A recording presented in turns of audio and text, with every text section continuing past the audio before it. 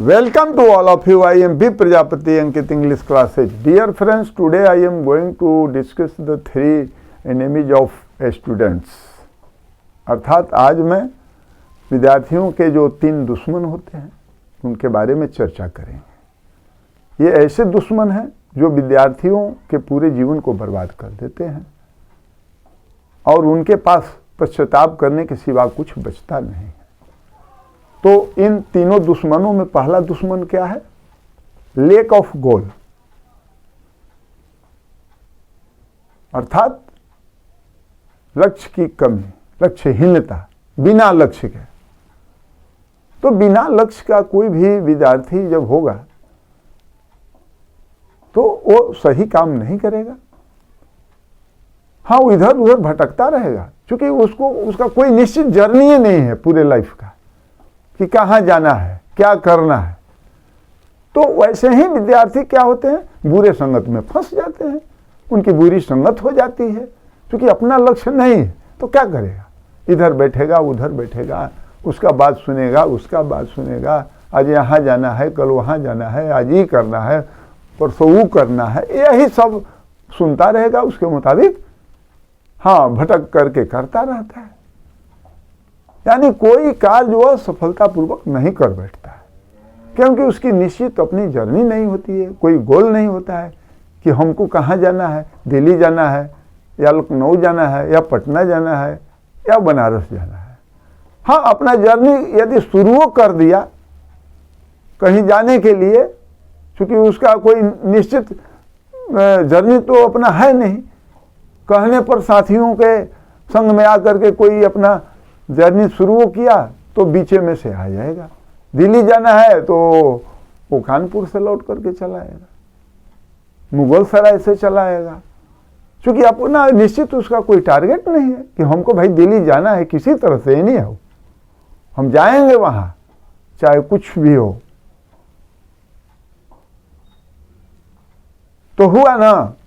तो ऐसे ही विद्यार्थी जीवन में सफल नहीं होते हैं और औरों पर मिथ्या दोष लगाते रहते हैं असफलता के बाद। तो अब चलें आगे बढ़े थोड़ा। उन 3 दुश्मनों में दूसरा दुश्मन क्या होता है?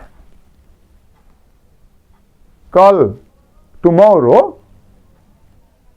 टुमारो माने बाद में। हाँ, उसका सेंस समझिए। टुमारो का मतलब कल और उसका असली सेंस क्या है कल से कि बाद में, टाल मोटाल जिसको कहते हैं। तो ऐसे विद्यार्थी जो कि अभी नहीं करते हैं कोई काम, सोचते हैं कि कल कर देंगे, परसों कर देंगे, अच्छा अभी बहुत समय है, ऐसा क्यों करते हैं? क्योंकि उनके पास कोई लक्ष्य नहीं है। ये भी बात है, लक्ष्य रहता तब ना वो सतर्क रहते, केयरफुल रहते। तो लक्ष्य नहीं है, पहला जो बताएं हम दुश्मन। तो लक्ष्य नहीं रहने के चलते उनके पास क्या होता है कि समय का कोई महत्व नहीं रहता है। हाँ, वो टाल मटाल करते रहते हैं, यह नहीं जानते हैं कि टुमारो नेवर कम्स। कल जो है वो कभी नहीं आता है और जो कुछ करना है उसे प्रेजेंट टाइम में करना है। तो वो अपने लेजीनेस के चलते वैसा नहीं कर पाते हैं। और जैसा कि आप लोग जानते हैं कि present time is the best time for doing. यदि कोई प्लानिंग आपके पास है तो आप उस प्लानिंग और उसके कार्यान्वयन के बीच कोई गैप नहीं होना चाहिए समय का। हाँ, कोई प्लानिंग बना और देन एंड देयर उसको स्टार्ट कीजिए।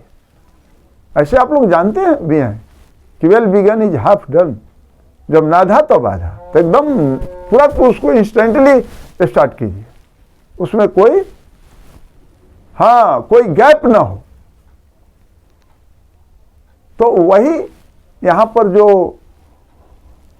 विद्यार्थियों का सेकंड दुश्मन हुआ, एनिमी हुआ, वो क्या हुआ? कल। हाँ, वो टालते गए, टालते गए, टालते गए, जीवन सारा बर्बाद हो गया। मान लीजिए कोई व्यक्ति किसी से उधार पैसा ले लेता है और वो व्यक्ति बोला कि जाइए भाई 1 महीना के अंदर आप चुका दीजिएगा कि कोई सूद नहीं लेंगे। लेकिन जिसके पास लेजीनेस है वो सोचता है कि अच्छा चुका देंगे, उसमें क्या बात है। 1 महीना बीत गया, तब वो जो कर्ज देने वाला है बोला कि नहीं भाई, अब तो हम अगले महीना में सूद लेंगे। जो भी रेट उसका बांध दिया है।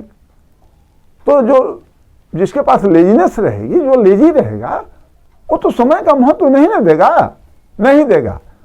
तो फिर वो सोचा कि अच्छा चलिए 1 महीना के अंदर सूद लगेगा। इसी तरह से बढ़ता गया सूद, बढ़ता गया सूद। 10-20 वर्षों तक नहीं दिया।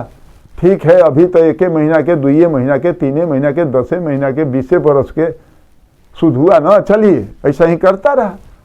अंतोगतवा वो जो कर्ज दिया था वो मोटी रकम हो गई, इसके रिपे करने की शक्ति से बाहर हो गई। तब क्या करना पड़ा उसे? हाँ, अपने पैतृक संपत्ति को बेच करके कर्ज को चुकाना पड़ा। तो ऐसे व्यक्ति क्या करते हैं? अपने तो कुछ करते नहीं है, लेजीनेस के चलते, समय का महत्व नहीं जानने के चलते, टाल मोटाल करने के चलते कि कल कर देंगे, परसों कर देंगे,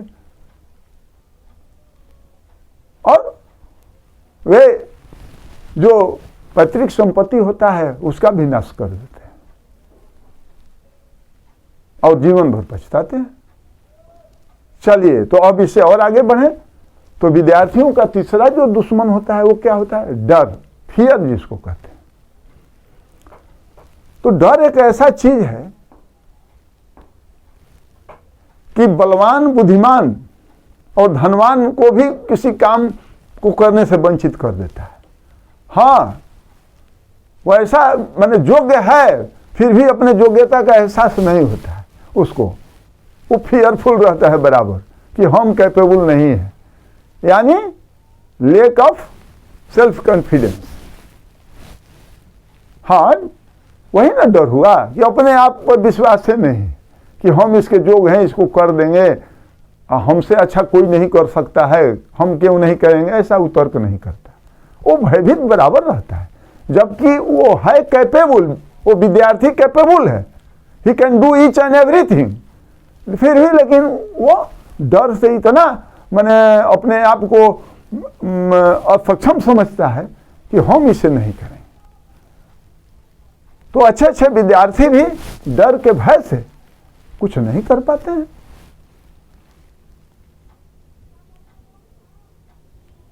यह बात नहीं है कि जो असक्षम है वो नहीं कर पाते हैं। सक्षम व्यक्ति भी, सक्षम विद्यार्थी वो क्या करते हैं? डर से, असफलता के डर से। किसका डर? और पूछे किसका डर है? तो असफलता का, लोगों को हंसने का कि भाई हम असफल हो जाएंगे और लोग क्या कहेंगे, लोग हंसेंगे कि फलनवा तो इतना तेज था और फिर भी परीक्षा में फेल हो गया, फलाना तो इतना धनवान था लेकिन कुछ नहीं किया।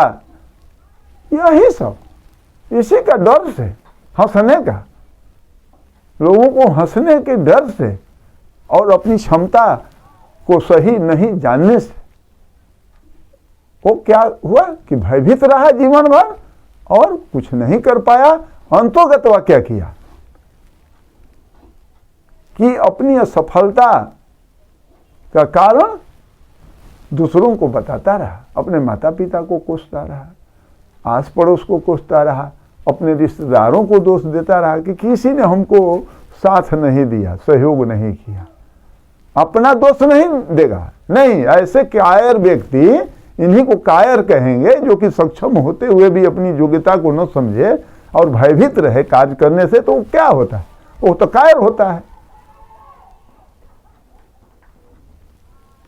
तो साथियों, आप इन 3 दुश्मनों से बचें और मैं निश्चित रूप से कहता हूं कि आप लोगों को सफलता मिलेगी, कोई आप लोगों को रोक नहीं सकता है, हाँ, सफल होने से। तो ठीक है, आज बस इतना ही। Once again welcome to all of you, good bye.